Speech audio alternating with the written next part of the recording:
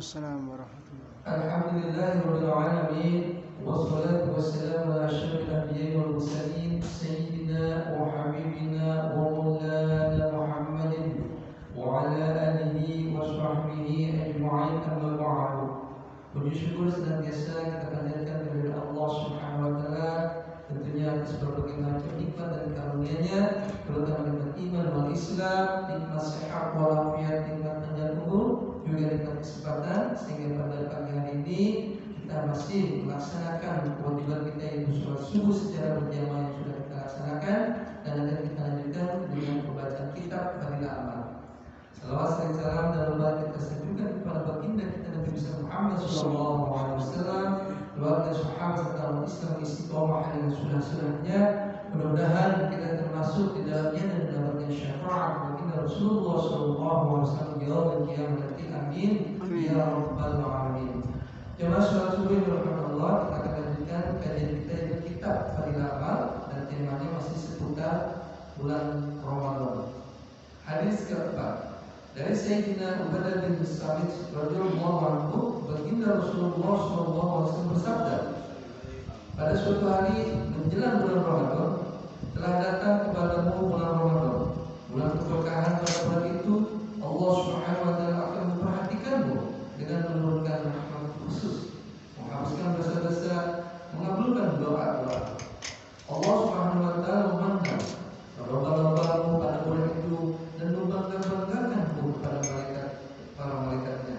Maka tunjukkanlah kebaikanmu pada Allah Subhanahu wa taala. Sesungguhnya orang yang benar-benar celaka adalah orang yang pada bulan itu tidak mendapatkan rahmat Allah Subhanahu wa taala. Hadis riwayat Tabrani dari kitab At-Targhib. Berlomba-lomba atau tanafus yang artinya adalah semangat dalam beramal untuk memperoleh sesuatu yang lebih baik daripada orang lain. Dalam bulan Ramadan hendaklah setiap orang berlomba-lomba dalam menunjukkan kebaikannya sampai menyampaikan hal ini bukan untuk berbangga-bangga, namun sebagai tadis nikmat, mensyukuri nikmat dengan menceritakannya, sehingga penulisan ini memiliki kelayakan. Dalam hadis kelima dari Sayyidina Abu Sa'id Al-Khudri radhiyallahu anhu, baginda Rasulullah sallallahu alaihi wasallam bersabda, sesungguhnya Allah Subhanahu wa taala mempunyai hamba-hamba yang akan dibebaskan dari api neraka setiap siang dan malam, yakni pada bulan Ramadan. Sesungguhnya bagi setiap muslim pada setiap siang dan malam bulan Ramadan punya satu doa yang pasti dikabulkan. Hadis riwayat Bazzar dari kitab At-Targhib. Selain hadis di atas, terdapat hadis-hadis lain yang menyatakan bahwa doa orang yang berpuasa akan diterima. Sebuah hadis menyebutkan bahwa doa orang yang berpuasa akan diterima ketika berbuka, namun pada umumnya ketika itu kita sedang asyik makan, sehingga mengabaikan kesempatan ini, maka bahkan doa berbuka pun sering terlupakan. Salah satu doa berbuka puasa yang terkenal adalah Allahumma laka sumtu wa bika amantu wa 'ala tawakkaltu wa 'ala rizqika arju. Ya Allah, hanya untukmu aku berpuasa, hanya kepadamu aku beriman, dan hanya kepadamu lah aku bertawakal, dan hanya dengan rezekimu aku berbuka. Sayyidina Abdullah bin Amr radhiyallahu anhu ketika berbuka puasa berdoanya, Allahumma inni as'aluka birahmatika allati wasi'at kulla syai'in an taghfirli.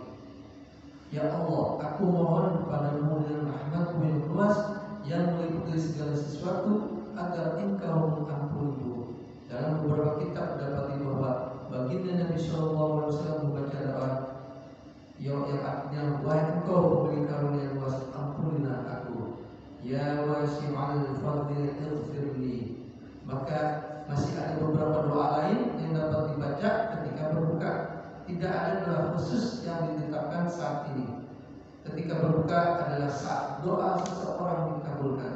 Oleh sebab itu, mohonlah hajat hajat kita kepada Allah Subhanahu wa taala saat kita akan berbuka puasa. Memohon agar menyatakan sesungguhnya permohonan seseorang yang layak dipenuhi yaitu dalam syairnya, setetes dari mata air kasih sayang Tuhanmu sudah menyelesaikan masalahku dan masalahmu. Selanjutnya kita lanjutkan hadis ke-6 dari Sayyidina Abu Hurairah radhiyallahu anhu. Baginda Rasulullah sallallahu alaihi wasallam bersabda, 3 orang yang doanya mereka tidak akan ditolak. Yang pertama, doa orang yang berpuasa sampai dia berbuka. Yang kedua, doa pemimpin yang adil. Dan yang ketiga, doa orang yang dizalimi. Allah Subhanahu wa taala mengangkat doa itu ke atas awan dan membukakan baginya pintu-pintu langit. Dan Allah Subhanahu wa taala berfirman, demi kemuliaanku pasti aku akan menolongmu walaupun suatu saat nanti sesuai dengan kemaslahatan. Hadis riwayat Ahmad, Tirmizi, Ibnu Khuzaimah, Ibnu Hibban dari kitab At-Targhib. Dalam kitab Durrul Mansur diriwayatkan dari Sayyidatina Aisyah radhiyallahu anha bahwa apabila bulan Ramadan tiba, raut wajah baginda Rasulullah sallallahu alaihi wasallam berubah. Beliau lebih memperbanyak jumlah rakaat salat sunahnya dan berdoa lebih tawadhu, penuh rasa takut kepada Allah Subhanahu wa taala. Menurut riwayat lain, Sayyidatina Aisyah radhiyallahu anha mengatakan bahwa beliau tidak pernah berbaring di tempat tidurnya hingga usai Ramadan. Riwayat lain menyatakan bahwa saat bulan Ramadan Allah Subhanahu wa taala menyuruh para malaikat pemikul arsy, tinggalkanlah amal kalian masing-masing, aminilah doa-doa orang yang berpuasa. Banyak sekali hadis menyatakan bahwa doa-doa pada bulan Ramadan dikabulkan secara khusus. Hal ini tidak diragukan sedikit pun kebenarannya. Jika Allah Subhanahu wa taala telah berjanji dan nabi-nabinya yang terbaik telah memberitahu kita, maka kita jangan ragu sedikit pun. Memang ada sebagian orang yang berdoa memohon sesuatu, tetapi hasil doanya belum terwujud. Namun jangan sampai dipahami bahwa doanya ditolak. Tetapi pahamilah makna diterimanya doa dalam penjelasan di bawah ini. Baginda Rasulullah SAW, jika seseorang muslim berdoa dengan syarat tidak untuk memutuskan hubungan saudara atau untuk berbuat suatu dosa, pasti ia akan mendapatkan salah satu dari 3 hal ini dari sisi Allah Subhanahu wa taala. Yang pertama, ia akan langsung memperoleh apa yang dimintanya. Yang kedua, apabila ini tidak didapatkan, ia akan diselamatkan dari musibah atau keburukan sebagai ganti permintaannya. Dan yang ketiga, pahala doanya disimpan untuk diberikan di akhirat nanti. Hadis lain menyebutkan pada hari kiamat Allah Subhanahu wa taala akan memanggil seorang hambanya dan berfirman yang artinya, wahai hambaku, aku telah menyuruhmu agar berdoa kepadaku dan aku berjanji akan mengabulkannya. Lalu apakah kamu telah memohon kepadaku? Hamba itu menjawab, ya, aku telah berdoa wahai Tuanku. Allah Subhanahu wa taala berfirman yang artinya, tiada satu pun doa yang kamu mohonkan melainkan aku terima. Aku berdoa agar dihindarkan dari suatu bencana, maka aku menunaikannya di dunia. Kamu berdoa agar dijauhkan dari sesuatu kesedihan, tetapi kamu tidak merasakan hasil doamu. Sebagai gantinya, aku tetapkan bagimu balasan dan pahalanya di akhirat. Baginda Rasulullah SAW bersabda bahwa orang itu akan diingatkan lagi tentang doa-doanya dan akan diperlihatkan doa-doa yang telah dikabulkan di dunia dan doa-doa yang pahalanya disimpan di akhirat. Ketika ia mengetahui begitu banyak pahalanya, maka ia berangan-angan agar tidak ada satupun doanya yang dikabulkan di dunia sehingga ia dapat menerima pahala seluruhnya di akhirat. Ringkasnya, doa adalah sesuatu yang sangat penting. Mengabaikan doa merupakan kerugian yang sangat besar. Meskipun zahirnya tidak ada tanda-tanda doa kita diterima, hendaknya kita tidak berburuk sangka. Dalam hadis yang panjang pada bentuk ini dapat diketahui dengan jelas bahwa pengabulan doa Allah Subhanahu wa taala melihat kemaslahatan hambanya. Jika yang diminta oleh seorang hamba itu ada maslahatnya, maka Allah Subhanahu wa taala akan mewujudkan. Jika tidak, Allah Subhanahu wa taala tidak akan mewujudkannya. Ini pun merupakan karena Allah Subhanahu wa taala bagi orang yang berdoa, karena kadang-kadang kita meminta sesuatu yang tidak sesuai dengan kemaslahatan kita disebabkan ketidakpahaman kita. Alhamdulillah, 3 buah hadis kita sudah baca, di mana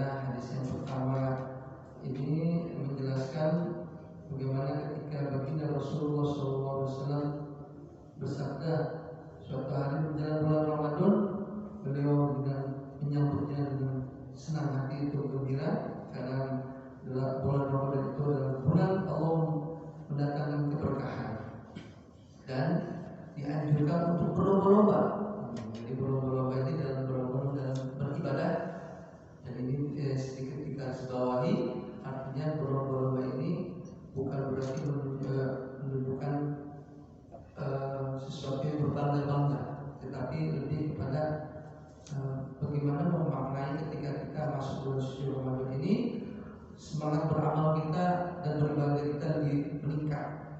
Dan tentunya ini harapannya ketika bulan Ramadan tiba. Yang kedua, hadisnya menjelaskan bagaimana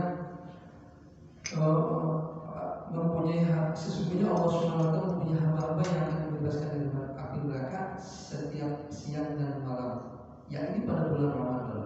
Jadi setiap di bulan Ramadan kita punya namanya kegiatan dari pagi, siang, sore hingga malam hari.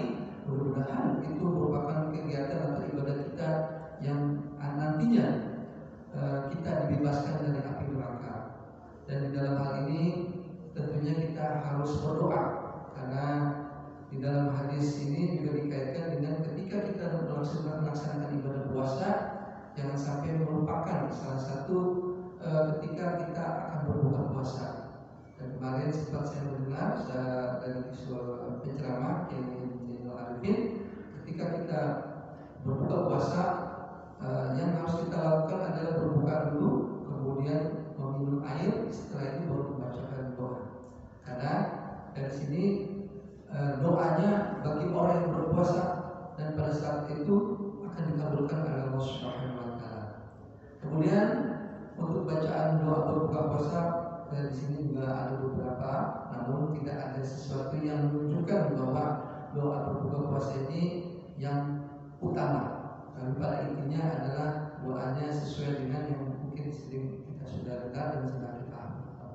Selanjutnya hadis yang ketiga, ini yang lebih penting lagi, di mana 3 orang yang doanya mereka tidak akan ditolak oleh Allah Subhanahu wa taala, yaitu doa orang yang berpuasa sampai dia berbuka, nanti sudah kita singgung. Yang kedua adalah doa pemimpin yang adil, dan yang ketiga adalah doa orang yang zalim.